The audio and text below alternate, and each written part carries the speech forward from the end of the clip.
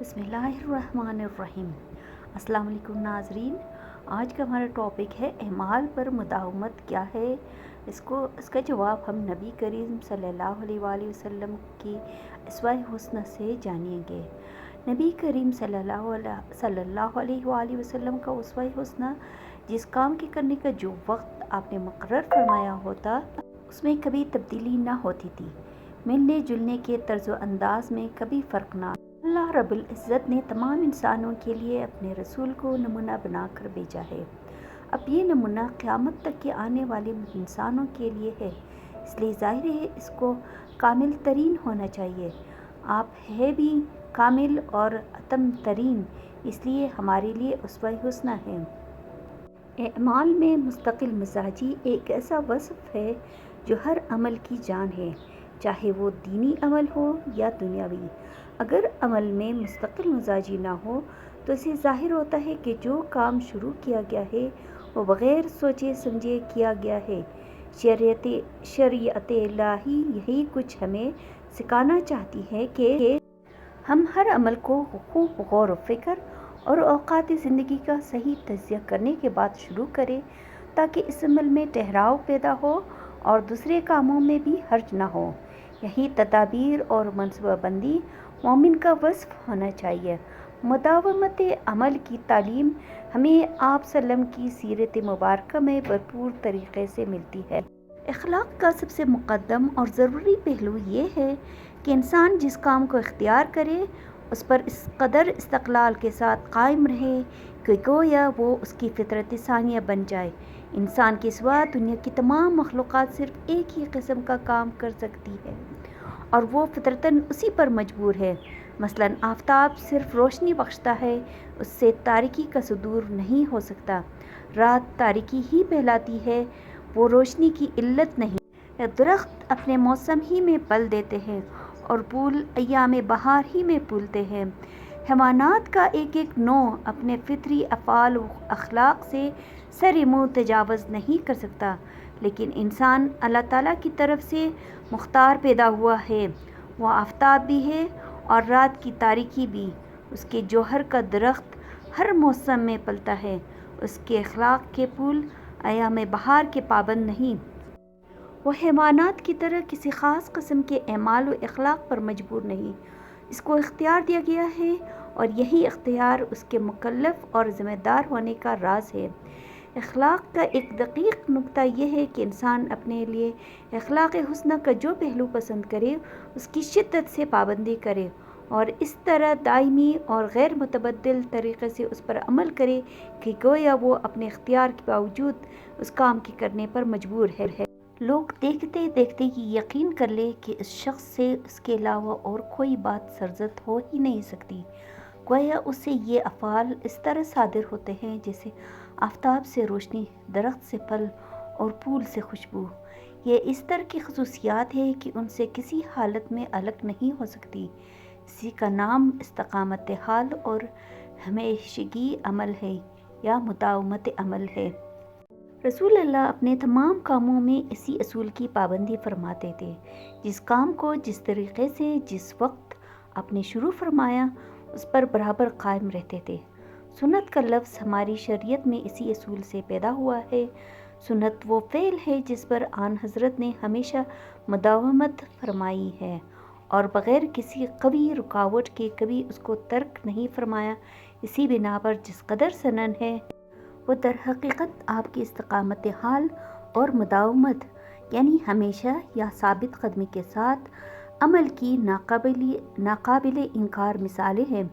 آپ کے معمولات کا ذکر پوری سیرت میں موجود ہے، جن سے یہ معلوم ہوتا ہے کہ آپ کے تمام اخلاق و اعمال کس قدر پختہ اور مستحکم تھے۔ ایک مرتبہ ایک شخص نے آن حضرت کی عبادت و اعمال میں سے کسی عمل کے متعلق حضرت عائشہ سے دریافت کیا کہ کیا آپ کسی خاص دن یہ عمل کرتے تھے؟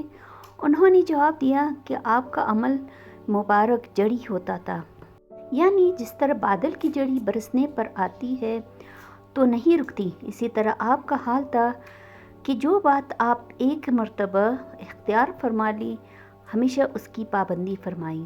پھر فرمایا، رسول اللہ جو کر سکتے تھے وہ تم میں سے کون کر سکتا ہے۔ دوسری روایت میں ہے کہ جب رسول اللہ کوئی کام کرتے تھے تو اس پر مداومت فرماتے تھے۔ حضرت جریر بن عبداللہ ایک صحابی ہیں جن کو دیکھ کر آپ صلی اللہ علیہ وسلم محبت سے مسکرا دیا کرتے تھے۔ ان کا بیان ہے کہ کبھی ایسا نہیں ہوا کہ میں خدمت اقدس میں حاضر ہوا ہوں اور آپ صلی اللہ علیہ وسلم مسکرائے نہ ہوں۔ دوسری روایت میں ہے کہ جب رسول اللہ کوئی کام کرتے تھے تو اس پر مداومت فرماتے تھے۔ جس کام کے کرنے کا جو وقت آپ نے مقرر فرمایا ہوتا اس میں کبھی تبدیلی نہ ہوتی۔ نماز، تسبیح و تحلیل کے اوقات، نوافل کی تعداد، خواب اور بیداری کے مقررہ ساعت، ہر شخص سے ملنے جلنے کے طرز و انداز میں کبھی فرق نہ آیا۔ مسلمانوں کی زندگی کا دستور عمل یہی ہونا چاہیے، مگر افسوس صد افسوس کہ مسلمان آج اپنے نبی کریم کے طرز عمل کو بھلا چکا ہے۔ حضرت علی، حضرت عائشہ، حضرت انس اور حضرت ہند بن ابی حالہ وغیرہ جو مدتوں آپ صلی اللہ علیہ وسلم کی خدمت میں رہے، ان سب کا متفقہ بیان ہے کہ آپ نہایت نرم و مزاج، خوش اخلاق اور عمدہ سیرت کے مالک تھے۔ آپ کا چہرہ مبارک ہنستا ہوا ہوتا تھا۔ آپ وقار و متانت سے گفتگو فرماتے تھے، کسی کی دل شکنی نہیں کرتے تھے۔ معمول یہ تھا کہ کسی سے ملتے وقت ہمیشہ پہلے خود سلام و مصافحہ فرماتے۔ کوئی شخص جھک کر آپ کے کان میں کچھ بات کہتا تو اس وقت تک اس کی طرف سے رخ نہ پھیرتے جب تک وہ خود منہ نہ ہٹا لے۔ مصافحہ میں بھی یہی معمول تھا، یعنی کسی سے ہاتھ ملاتے تو جب تک وہ خود نہ چھوڑ دے اس کا ہاتھ نہ چھوڑتے۔ مجلس میں بیٹھتے تو آپ کے زانوئے مبارک کبھی ہم نشینوں سے آگے نکلے ہوئے نہیں ہوتے تھے۔ اکثر خادم خدمت اقدس میں پانی لے کر آتے کہ آپ اس میں ہاتھ ڈال دیں تاکہ متبرک ہو جائے۔ جاڑے کا دن اور صبح کا وقت ہوتا تاہم آپ کبھی انکار نہ فرماتے تھے۔ ایک دفعہ رسول اللہ حضرت سعد بن عبادہ سے ملنے تشریف لے گئے۔ واپس تشریف لانے لگے تو انہوں نے اپنے صاحبزادے حضرت قیس کو ساتھ کر دیا کہ آن حضرت کے ساتھ سوار ہو کر جائے۔ آن حضرت نے حضرت قیس سے فرمایا کہ تم بھی میرے اونٹ پر سوار ہو۔ انہوں نے بے ادبی کے لحاظ سے معذرت کی۔ آپ نے ارشاد فرمایا کہ یا سوار ہو لو یا گھر واپس جاؤ۔ وہ واپس چلے آئے۔ ایک دفعہ نجاشی کے ہاں سے ایک سفارت آئی۔ آپ صلی اللہ علیہ وسلم نے اس کو اپنے ہاں مہمان رکھا اور خود بنفس نفیس مہمانداری کے تمام کام انجام دیے۔ صحابہ کرام نے عرض کی کہ ہم یہ خدمت انجام دیں گے، جس پر ارشاد فرمایا ان لوگوں نے میرے دوستوں کی خدمت گزاری کی ہے، اس لیے میں خود ان کی خدمت گزاری کرنا چاہتا ہوں۔ حضرت عتبان بن مالک جو اصحاب بدر میں سے تھے، ان کی بینائی میں فرق آ گیا۔ آن حضرت کی خدمت میں آ کر درخواست کی کہ میں اپنی مسجد میں نماز پڑھتا ہوں، لیکن جب بارش ہو جاتی ہے تو مسجد تک جانا مشکل ہو جاتا ہے، اس لیے اگر آپ میرے گھر میں تشریف لا کر نماز پڑھ لیتے تو میں اس جگہ کو سجدگاہ بنا لیتا۔ دوسرے دن صبح کے وقت آپ صلی اللہ علیہ وسلم حضرت ابوبکر کو ساتھ لے کر ان کے گھر تشریف لے گئے اور دروازے پر ٹھہر کر اجازت چاہی۔ اندر سے جواب آیا تو گھر میں تشریف لے گئے اور دریافت فرمایا کہ کہاں نماز پڑھوں۔ انہوں نے جگہ بتا دی۔ آپ نے تکبیر کہہ کر 2 رکعت نماز ادا کی۔ نماز کے بعد لوگوں نے کھانے کے لیے اصرار کیا۔ تمام لوگ کھانے میں شریک ہوئے۔ حاضرین میں سے کسی نے کہا کہ ابن مالک نظر نہیں آتے، کسی نے کہہ دیا کہ وہ منافق ہے۔ اس پر آپ صلی اللہ علیہ وسلم نے ارشاد فرمایا کہ یہ نہ کہو، وہ لا الہ الا اللہ کہتے ہیں۔ لوگوں نے کہا کہ ہاں، ان کا میلان منافقین کی طرف ہے۔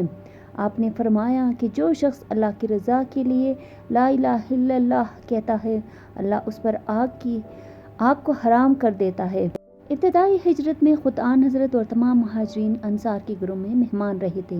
دست سعدیوں کی ایک جماعت ایک گھر میں مہمان اتاری گئی تھی۔ حضرت مقداد بن اسود کہتے ہیں کہ میں اس جماعت میں تھا جس میں خود آن حضرت شامل تھے۔ گھر میں چند بکریاں تھیں جن کے دودھ پر گزارا تھا۔ میں دودھ دو چکا تھا تو سب لوگ اپنے اپنے حصے کا پی لیتے اور آپ کے لیے پیالے میں چھوڑ دیتے۔ ایک شب کا واقعہ ہے کہ آن حضرت کی تشریف آوری میں تاخیر ہوئی تھی۔ لوگ دودھ پی کر سو گئے۔ آپ صلی اللہ علیہ وسلم نے آ کر دیکھا تو پیالہ خالی پایا، خاموش ہو رہے ہیں۔ پھر فرمایا یا اللہ، جو آج کھلاتے اس کو تو بھی کھلا دینا۔ حضرت مقداد چھری لے کر کھڑے ہوئے کہ بکری کو ذبح کر کے گوشت پکائے۔ آپ نے روکا اور بکری کو دوبارہ دوہ کر جو کچھ نکلا اس کو پی کر سو گئے اور کسی کو اس فعل پر ملامت نہ کی۔ حضرت ابو شعیب ایک انصاری صحابی تھے۔ ان کا غلام بازار میں گوشت کی دکان رکھتا تھا۔ ایک دن وہ صحابی خدمت اقدس میں آئے۔ آپ صحابہ کے حلقے میں تشریف فرما تھے اور چہرے سے بھوک کے آثار معلوم ہو رہے تھے۔ حضرت ابو شعیب نے جا کر غلام سے کہا کہ 5 آدمیوں کا کھانا تیار کرو۔ جب کھانا تیار ہو چکا تو حضرت ابو شعیب نے آن حضرت سے درخواست کی کہ آپ صحابہ کے ساتھ تشریف لائیں۔ کل 5 آدمی تھے۔ راہ میں ایک اور شخص ساتھ ہو لیا۔ آن حضرت نے فرمایا کہ ابو شعیب سے کہو کہ یہ شخص بے کہے ساتھ ہو لیا ہے، تم اجازت دو تو یہ بھی ساتھ آئے ورنہ رخصت کر دیا جائے۔ انہوں نے کہا کہ آپ ان کو بھی ساتھ لے آئیں۔ رسول اللہ مجالس صحبت میں لوگوں کی ناگوار باتوں کو برداشت فرماتے اور خفگی کا اظہار بھی نہیں فرماتے تھے۔